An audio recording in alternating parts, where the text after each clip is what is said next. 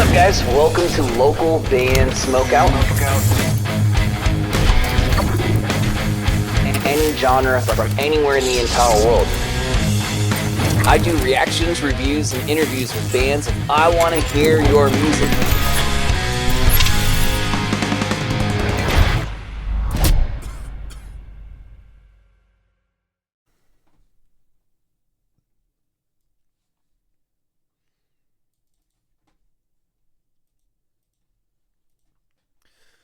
Alright, what's up guys? Welcome back to another local band Smokeout. I'm your host BG, and I actually got picked to do, not the real thing obviously, but like a side Eurovision judging panel kind of thing, which I think is pretty damn cool. Anyway, I had, as I've told you guys nonstop, I've had Ukraine and Israel as my top two, so they got the most points for this this makeshift Eurovision judging contest. But that was kind of fun. But I was thinking to myself the other day, I was like, man, there's one more thing I really haven't seen from Yuval Raphael, and it's when she talks to the camera and tells her side of the story her way. And I felt like I really should probably watch this because I've fallen in love with her and her music and her style and her story. But I'm sure there's a lot of stuff that I haven't seen or heard. That's how I arrived here. Please support Yuval Raphael, representing Israel in Eurovision 2025. Please consider clicking the subscribe button for my channel. I do reactions of artists of any genre from anywhere around the world for over 13 years, over 8,000 videos. It's Yuval's time now. It's time to hear her side of the story. Hello, my name is Yuval Raphael.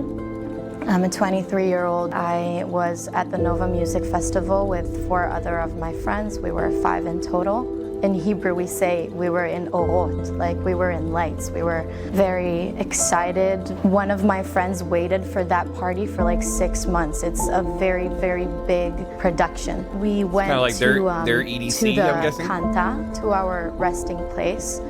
And that's when everything started. And I remember looking immediately at my phone, and I saw 40 updates, 40 notifications of red alerts. I was pretty calm about it because before October 7th, I was positioned in the army. I was the one that allows Palestinians in for work. There's a lot of Palestinian employees that have authorization to go inside Israel and work, and then I didn't go realize back. she was at So like a music festival when still, they got I was attacked. very, very calm. Like I was a pretty calm person. So when I saw all of that, I was like, let's just stay. Like, we're on the Gaza Strip. This is something that happens here. But then after a few minutes, everyone started screaming, like, you have to evacuate. This party is done. So we took all of our stuff. We took the tent and everything, and we just ran to the car. And that's when I saw all the missiles. There was a lot of people trying to get out. Oh my gosh. So there was a line of cars. We took a left and started driving. The idea was to go to Bar's house, which is 15 minutes away from where the party was in Kibbutz Oraner. When we connected to the 232 road, we started seeing cars going around, like going back to where the party is. And we couldn't understand what was going on. So we asked someone to stop the car. He opened the window and we asked him what is going on. And they were saying that there is probably a terrorist on the road shooting cars. Obviously, we were not taking any chances. Oh and my Ada, gosh, the one that's driving the insane. car, she remembered we saw 2 bomb shelters on both sides of the roads. She decided she wanted to go inside the bomb shelter. So we turned around, we parked the car. There were tons of people there, outside the bomb shelter, inside the bomb shelter. When we went inside, I was constantly with my dad on the phone. And that's when we started hearing gunshots outside. And a lot of This story is so much crazier than I could even have ever imagined. It is, she's so detailed about it. Like, I'm painting an entire image of being at this music concert, and then out of nowhere people start screaming and there's sirens going off and explosions and just chaos. This is crazy. the people inside the bomb shelter, they started screaming, it's the military, it's the military, it's fine. So I'm telling my dad, the military is here, they're handling the situation, it's fine. And then a few minutes later, they started screaming, we have a wounded person outside. And I just deliver everything to my dad back to the phone. Like, that's when the terrorists found us. They went inside the bomb shelter. First of all, they shot everyone that was in the pathway, and then they came inside and they started shooting everyone inside. I dropped my phone, and then what I remember is the pace of the gunshots. It was not like, it was boom, boom, boom, boom, boom, boom, boom. And then the shooting stopped, and because we were on the road, we could hear them going out, slamming the car door, and driving away. And so I looked to my friends, they were alive. And then I looked to my left to the girl that was holding my hand. She was lifeless and she was dead. Like, her head was like this on my shoulder. I remembered my leg really hurting, and then I looked to my leg and I had this dead body all over my leg.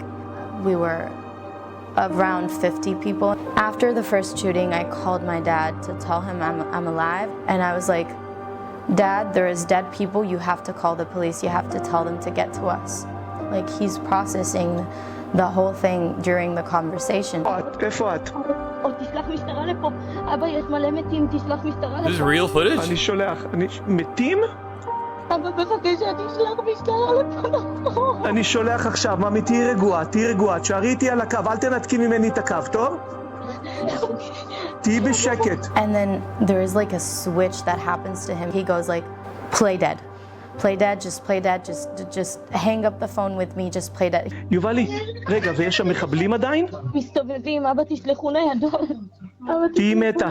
יובלי, תהי מתה. תנתקי את הטלפון ממני, תהי מתה.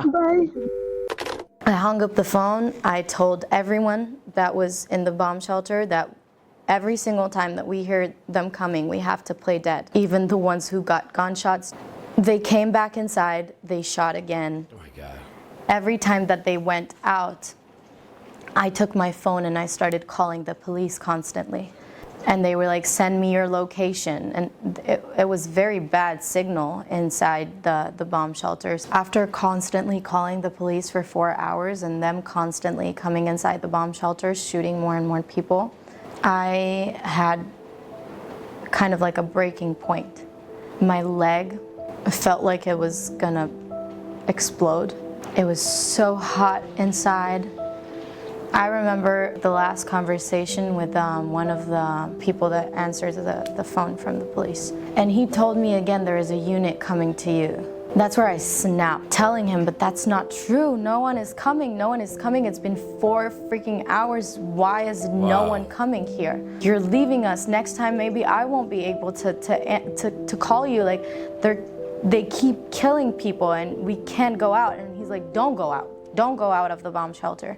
When is someone coming? And I was just tired. I was so tired. I didn't want to call them anymore. I didn't want to talk to anyone. And I started asking myself, like, when is this going to end? Is this going to end? Am I going to die?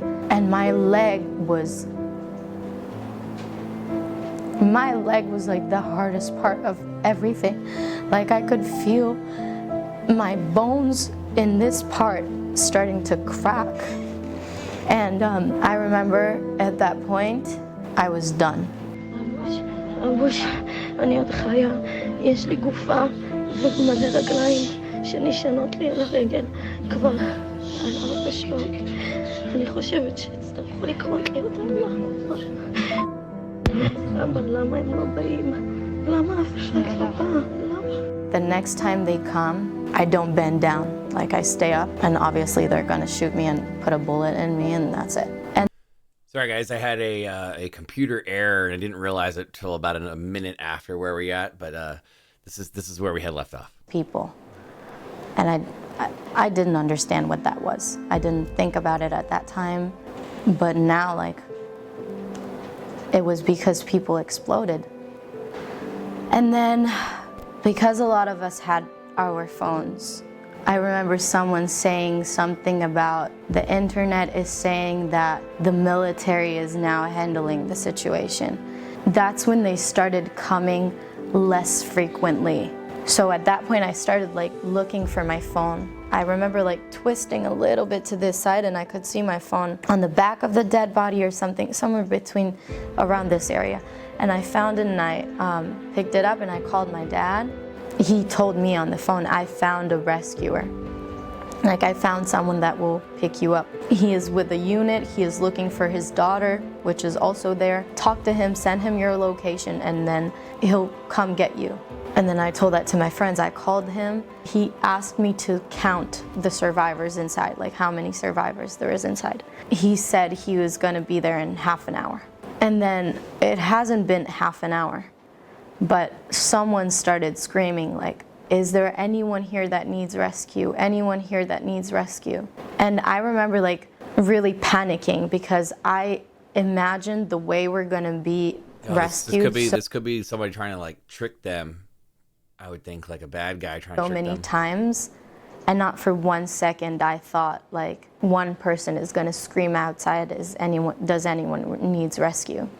And then all of the other people that were with me in the bomb shelter, they started screaming, yes, we need rescue, we need rescue, we need rescue. And I remember looking at Bar, my friend, and she's like, we're not getting out, we're not getting out. Also, my dad told her on the phone, there is a lot of terrorists that is disguised as military people. Don't go out, still play dead, play dead. And then I remember this guy coming inside. He had one arm on the wall and the other arm to the pathway with a gun. And he started screaming at us, get up, get up, get up. And then at one point he said, Nitzan, it's dad. And then we looked around to see who is Nitzan. And I saw that she actually got up. So we understood that this was her dad and this was a rescue. We are actually getting rescued now. Wow. And so everyone started getting up, like all of a sudden everyone.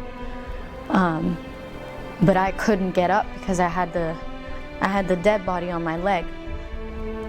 So when Adar, my friend, got up, I looked at her and I was like, you have to take her out. And she looked at me like I wasn't even talking. She was just staring at me like this. The rescuer screamed at her, why are you just standing there? Come on. And then she went to him. And then I saw Ben that got up and I said, Ben, you have to take her out. And I did the same thing. And then he realized, and then he took her hand, he pulled her a little bit and he managed to move her. And that's when I went to go out of the bomb shelter. And I had to step on top of the dead bodies. I looked up and I saw daylight. And I saw a truck and I saw another truck next to that truck. And then I looked to the side when I completely got up and I saw 2 soldiers leading down with the guns. And then we drove away. He told us not to look outside. And then we were evacuated to the hospital. That's where I met my dad and my uncle and my sister. After the first week, we did an interview in the press, and it gave me strength, like to explain or to talk about it or to, like there was nothing I could do in that situation. Instead of only the bare minimum of trying to play dead. But now I feel like this is my way of fighting this. Like it gives me my strength. That's a picture of the actual bomb shelter? To explain and to talk about it and to tell people and to maybe make a change, hopefully, of people understanding what had happened. So it's kind of the way to fight them back. It helps me heal a little bit because it helps me feel like I am fighting back. And also, this cannot happen again.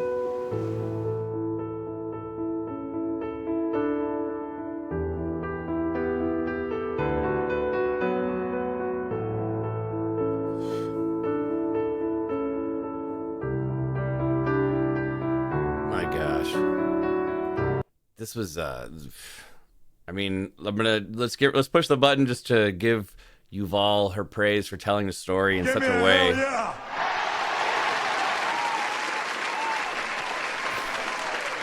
the way that she tells the story is so elaborate and detailed that it like I was like in shock almost the entire time she's telling this story. Like I got emotional. I felt like I was gonna cry at one point. I couldn't even imagine going through something like this, and just hearing it from her perspective is just like, I don't know, it makes it so much more impactful.